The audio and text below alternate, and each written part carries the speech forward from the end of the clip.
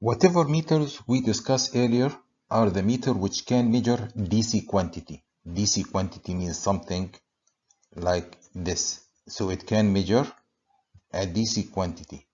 How about AC quantity? When the AC quantity, just to remind you, it's something like this. If it's AC quantity, how to measure it? We have to keep in our mind that the PMMC cannot detect the AC because PMMC depends on current flowing in the coil in one direction. So a current in both directions is not going to give right operation. And we need the PMMC to give us the deflection. How to solve this problem? The solution of this problem is by providing a circuit which can convert this format to this format. I mean the AC will be converted to DC. That circuit called rectifier. Okay, in half-wave rectifier voltmeter, we are going to employ half-wave rectifier. Half-wave rectifier means we are going to put diode in series with the PMMC. Of course, this is a voltmeter. That means we need R shunt, not R shunt, R multiplier, the multiplier resistance. Okay, so this is to design voltmeter and this is to act as a half-wave rectifier. How it's going to act as a half-wave rectifier? Before I proceed, I just want to say that here is the input. This is the AC quantity which to be measured. And when it comes to this side, it will become DC. Why we call it half wave? Because half of the signal only, half of the signal will be shown in the output. Because this half will pass through the diode. This half, diode will not see it. The diode will block it. Because diode allow the current to flow in one direction. If the current flowing this way, diode will allow it. If the current flowing in the other way, diode will not allow it. That's why only the positive half cycle will pass.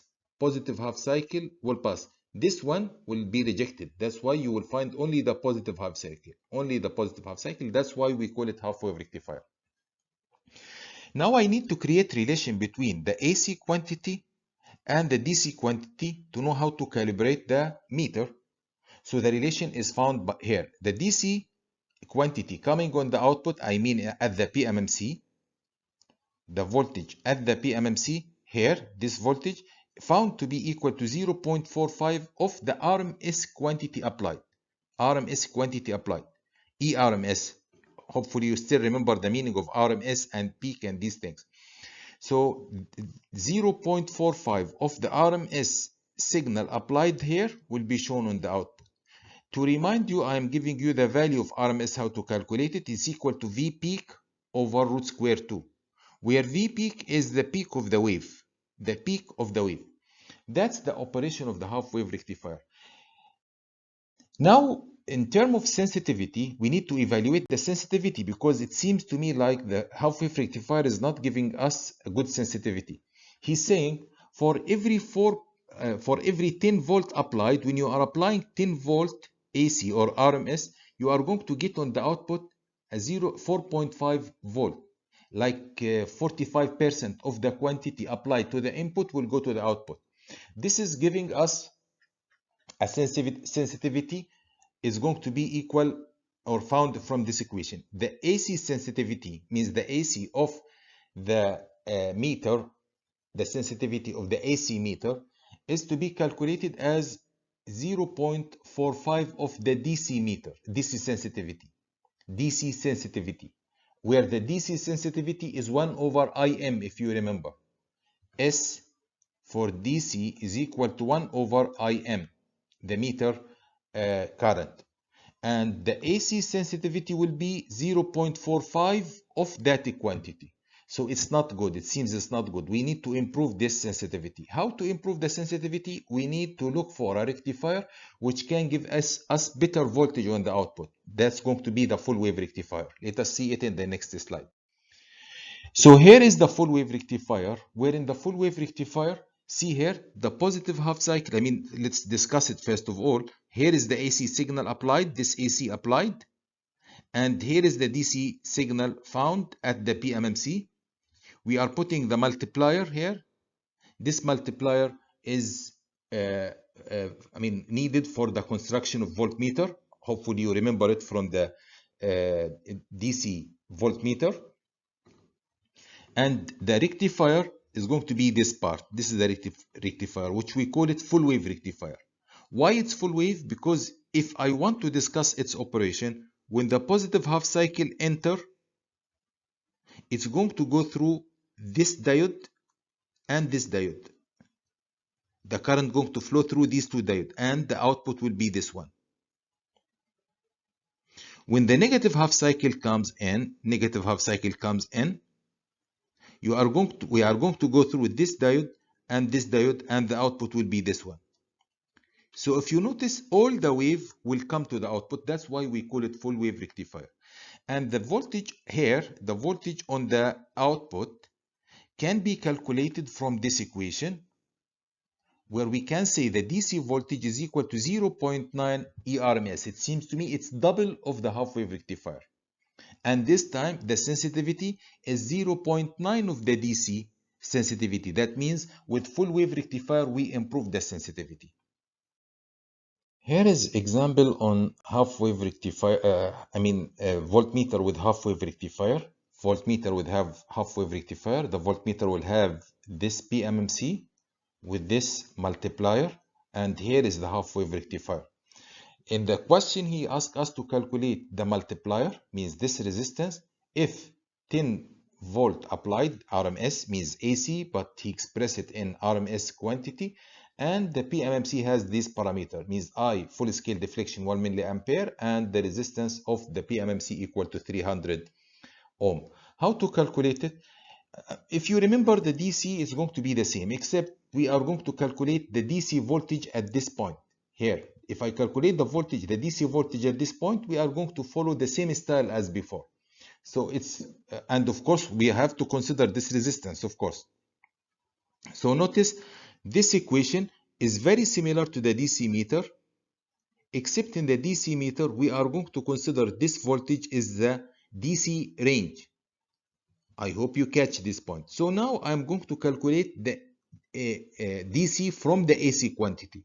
So as given in the equation earlier, it's 0.45 into VRMS will give me the DC.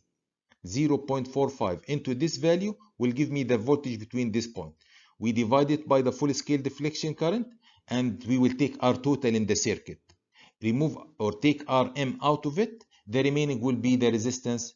If I take Rm, this resistance out of it, the remaining will be Rx. And that's what we are looking for. So we substitute the values here, and we will find 0.45 multiplied into 10 will give us the DC quantity here. I mean, this is the DC voltage divided by the full scale deflection current. Take the internal resistance of the PMMC out of it. The remaining will be 4.2 kilo ohm. That means if the multiplier here supposed to be 4.2 kilo ohm to be able to measure 10 volt VRMS. Of course, keep in your mind, if the full bridge rectifier is used here rather than half wave rectifier, what is the difference? We are going to replace this value by 0.9. That's it. How about if he asks you for the sensitivity of this circuit, the sensitivity of this device? We are going to get SDC, which equal to 1 over IM. That's equal to 1 over 1 milliampere, this value. And the result, multiply it into 0.45, you will get the DC, the AC sensitivity. Digital voltmeter, DVM. Digital voltmeter is the voltmeter which giving its output digitally. Like here, the output is going to be mentioned as a number. It's not deflection, no pointer to be deflected by value to be read. And there are two types of digital voltmeter based on the principle of operation. We have ramp type and dual slope integrator. We will see them after a while. We will discuss them one after the other. But if I want to look at the block diagram of voltmeter, is going to be mainly analog to digital converter, then 7-segment driver. This is the 7-segment, which will give us the number. Each of them is considered as a 7-segment. So the signal coming from analog to digital converter will go to the 7-segment driver, which will show us the number of reading. Let us see here the types in terms of operation, the actual operation of DVM, the digital voltmeter. We are going to consider the ramp type first, where in the ramp type, the operation basically depends on the time of a charge and discharge. How this can be, let us see this in the next slide. So this is the construction of the ramp type voltmeter, where we are having the applied signal or the measured signal to be applied here. We compare it with ramp signal. This is the ramp signal. Ramp signal means signal like this. So the input signal compared with ramp, and the result will be given here. What is the result? We will see in the next slide. Okay, it's better to explain it on the waveform. So here you will see the operation. The ramp signal I am talking about is this one, this ramp signal. We are going to generate a ramp signal, and the ramp signal keep increasing until it's equal to the measured value. So this is the measured value, this is the measured quantity. If I can show you it, this is the voltmeter. Here is the terminal of the voltmeter. This signal is applied here. Inside we have the ramp generator, which will generate this signal.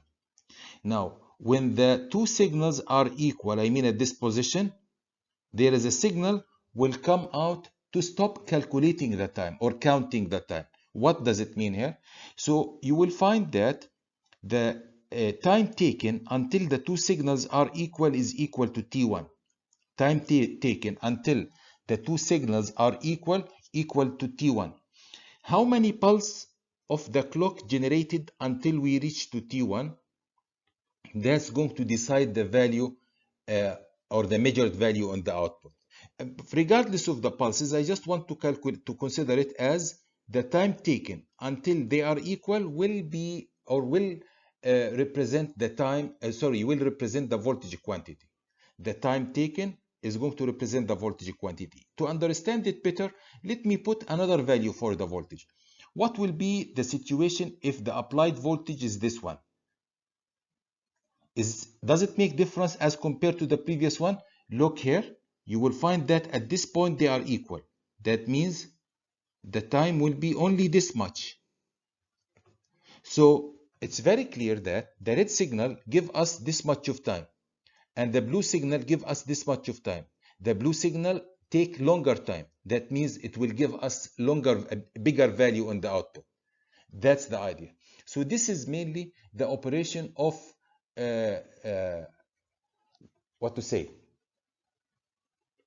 ramp type DVM. The ramp type DVM principle of operation is something like this. How about the dual slope digital voltmeter, which consider as the highly accurate kind of digital voltmeter? We are going to consider two ramps, not one ramp, two ramps. What are these two ramps? If I want to measure, let's consider the blue quantity.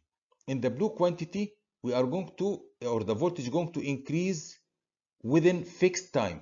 Fixed time, that means T1 is fixed. So if the voltage is high, is going to be charged to high value. If the voltage is low, the voltage applied is going to be charged to low value. If the voltage is very low, it's going to be discharged to this much. So again, we are going to allow the signal to be charged within fixed time. Of course, if I charge 1 volt for a certain time, it's the voltage of the capacitor. Usually this is charged to be done on capacitor. The voltage of the capacitor will be lower than if I charge 10 volt or if I charge 20 volt. So of course, the higher the voltage, the higher the value we are going to charge. Okay, now after that, we will allow the capacitor to discharge, or we will allow the value to discharge. If the value start to discharge, we will calculate the time required until it's get to zero charge. So this is the slope of dropping or discharging. The slope of discharging for low voltage will take this time only, T2.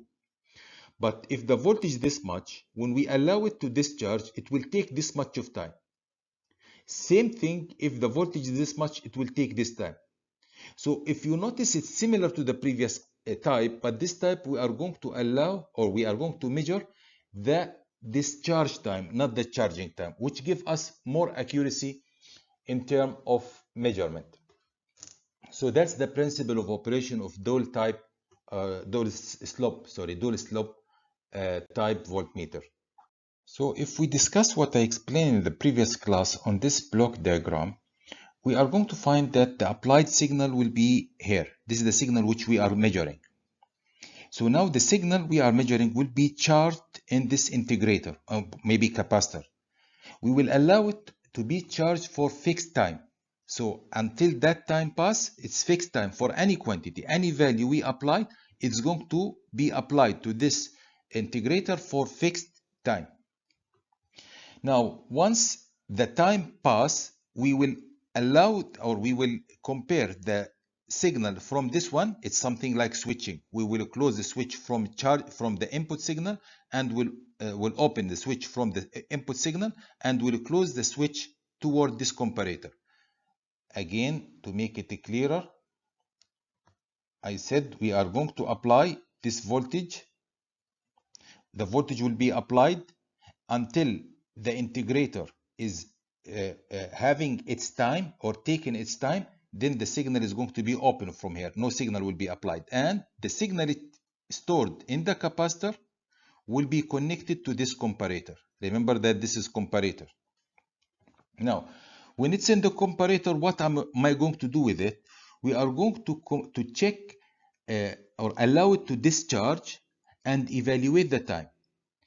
We used to call this one zero detecting element. Zero detecting element means we are going to check the point or the time when this signal becomes zero. When the signal comes from here becomes zero. Remember I said we are going to charge in fixed time. Then this charge, this going to take its time. When this signal reach to zero, let's say it reached zero here. When it reached to zero, then the calculation will start. So how we are going to get it, how we know that it's reaching zero? It's by having this zero detecting circuit. The comparison, we are going to compare such that we will reach to zero. We will compare the signal here with signal here, and when it's zero, we will give signal on the output. The signal of the output will give indication to the other circuits to operate, to tell us what is the value. Of course, the value will be depending on time. The value measured depends on time, the time taken for discharge. The difference between this one and the single type single slope. In the single slope, we are calculating the time of it charging. In this one, which giving us more accuracy or high accuracy, we are going to depend on the time of discharging. So the accuracy of DVM or digital voltmeter is to be expressed as you see here. We write it as plus minus percentage of reading plus number of digit, plus 1 added to the digits. What does it mean? For example, we can write plus minus 0.5% of the reading, 0.5% of the reading plus 1 digit. 1 digit, where to put it? It's the last digit of the measured value. We will see it in the example after a while. But before I go to the example, I want to say sometimes we indicate this value as seen here. So when I write plus minus 0.5 means 0.5%. Plus 1, that means plus 1 digit to the last digit of the measured quantity. Let us see this example. In this example, he say for an accuracy of plus minus 0.5 plus 1, calculate the maximum error for an 1.8 volt reading. So what did we read here? We read 1.8. Look here, 1.8, but it's written here 00. That means the last digit will be this one. So how are we going to calculate it? We are going to get 0.5% out of this here, 0.5% of the 1.8, which found to be 0.09, and then we will add to it the last digit, one digit, which will be the last digit in the measured value. That means it's going to be at this location. That means we are going to add 1 here. The 1 location will be 0, 0.0. So this is to be added here, which means the value is going to be 0.01, I mean plus minus 0.01. This value plus this value is equal to 0.01. We can write it in percentage. How to write it in percentage? We can divide this value by 1.8 into 100. We are going to get this value of the reading. That means the percentage of error in the reading going to be plus minus 0.56%. So we can write the value. If we like to know how to write the value, we can write the value as a 1.800 plus minus 0.01, or we can write it as 1.800 plus minus 0.56% if I express it in percentage. That's how we can express the accuracy or the error anyway in the digital voltmeter. That's all about the electrical indicating instrument. I hope everything is clear. Thank you very much.